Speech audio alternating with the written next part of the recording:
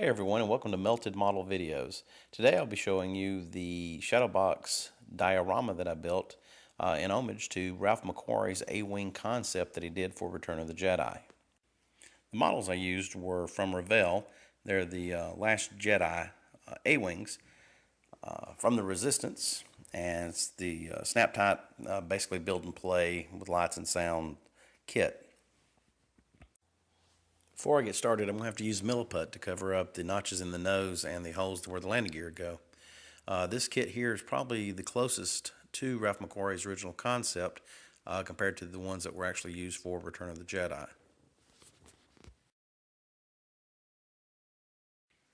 Now that I've got all the holes covered up, time to let the milliput set.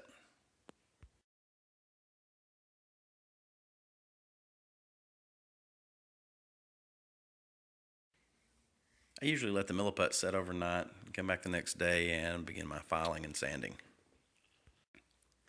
The landing area has turned out a little rougher than what I would have liked, but I'm going to be weathering the kit, so this will be the struts coming, or the landing pads coming out, so I'm just going to leave it like it is. Now that I've got the sanding about where I would like it, I went ahead and put a little base coat of gray or a primer on the areas that I had to sand to see that the scratches were pretty well hidden and that the panel lines that I had described turned out like they needed to. Now that I got the fuselage looking about like I want, moving on to the cockpit modules, which are also where the light and sound module is. It's all one piece. I'm not going to have the sound play, but I'm trying to decide right now if I want to use the LEDs that are currently in it or use something a little more like the painting, something along the lines of blue LEDs. So either way, I'm going to have the LEDs functional. Just depends on which route I decide to go. One thing that really impressed me with this kit was the pilots, because they look exactly like they should, which is kind of a nice change of pace for some of the Star Wars models. But this being also like a toy kit, the lasers kind of have a tendency to show that on the bottom side here that they're really made more like a toy than an actual model. So going to have to figure out what I'm going to do with that, whether I'm going to fill them in or just use the side that you can see.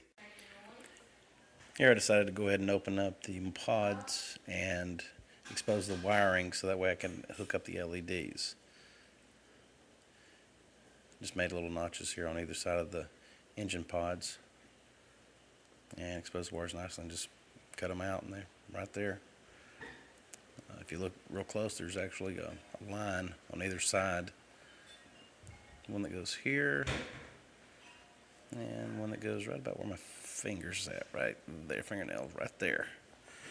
If you make cuts along those lines without going too deep, you should be able to open the wires up and get to them and use the LEDs that are currently in there. Instead of going with the LEDs that came with the kit, I decided to go with these blue ones. Already got them wired in, and they sit perfectly right inside these little engine nacelles.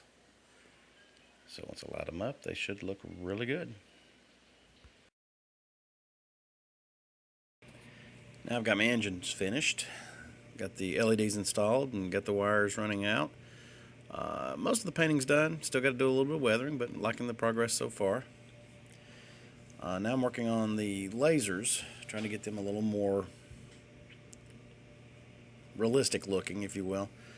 Still not pleased with that. That's just really sad. I mean, they did so well on so many things, and then just like they took a shortcut there for some reason. Anyways, took my pin vise and drilled out the ends, make them look a little more realistic. Actually look like a barrel. Normally I'd have actually replaced it with some tubing, but the size was pretty good, so drilled out very well. Very happy with the end result. Getting ready to start painting this thing now. Get the base coat down and get it masked off. Fix to start putting the blue on. We got the finished product and I'm starting some pre-assembly.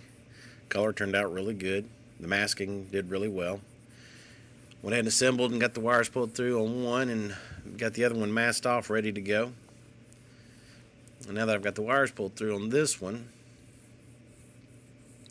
going to light it up and see how my LEDs turned out in the finished product here.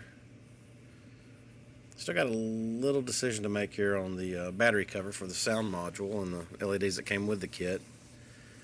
Probably just going to cover it up. And my LEDs turned out, for my engine glow, turned out really nice. Really happy with that as well.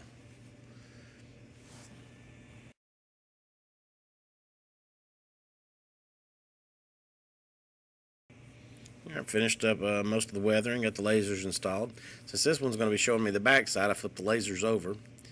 Went ahead and I've mounted the rod that's going to attach to the Shadowbox, and got my cover panel up on the battery compartment there. I got the other one finished up as well, got it painted and got it weathered, and the rod on it's going to come out the side here, which is going to basically run through the laser there on the side. I'm pretty happy with it. The triangles turned out really well. Weathering turned out really well. This is, being the type of kit that it is, the panel lines were a little on the large side. I still have a little to go on my pilots there. But for the most part, the models are finished now. And when I get them in the Shadowbox, they're going to kind of be like this right here. I'm really happy with them so far. That's what it's supposed to look like when all said and done, or at least something close to it. This is the backdrop that I airbrushed. I actually used spray paint white for the base and my airbrushes for the rest. Used Tester's Aztec paints for the color, and turned out really well. It's the first time I've ever done anything like this, and I was mildly surprised. To get my star effect, I did a real simple old school trick here. Just took and put a little white on the end of a really stiff brush and just scraped my finger across it like that, and got this wonderful star pattern going on. Trying to represent like looking back across the galaxy from the outer rim in the Star Wars universe, and like I said, really pleased with it. Got it in the box now, and added a couple little Star Destroyers there. The rods that I've got, they're aluminum. They bend pretty easy. So the wiring aluminum will go through the holes that I've got there, which I'm actually going to take a marker and color those up black so that way they can't stand out, or won't be able to see them. And here they are mounted. I've got them wired in and got them on, giving them a test. Got a little micro switch on the side here to turn them on and off with.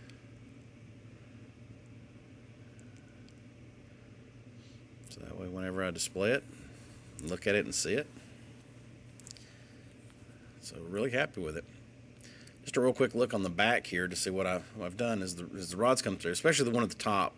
My center of gravity was off on it a little bit, so I left it a little on the long side. Got all the wires coming together and solder fitted and taped all the wires down. That's my little battery box there, just 2 AA's. The LEDs that are in it are 3 volt, and so I just got 2 AA's in there, and that'll last forever. No more often than I use these LEDs. Really proud of how it turned out. And here's some final looks at it.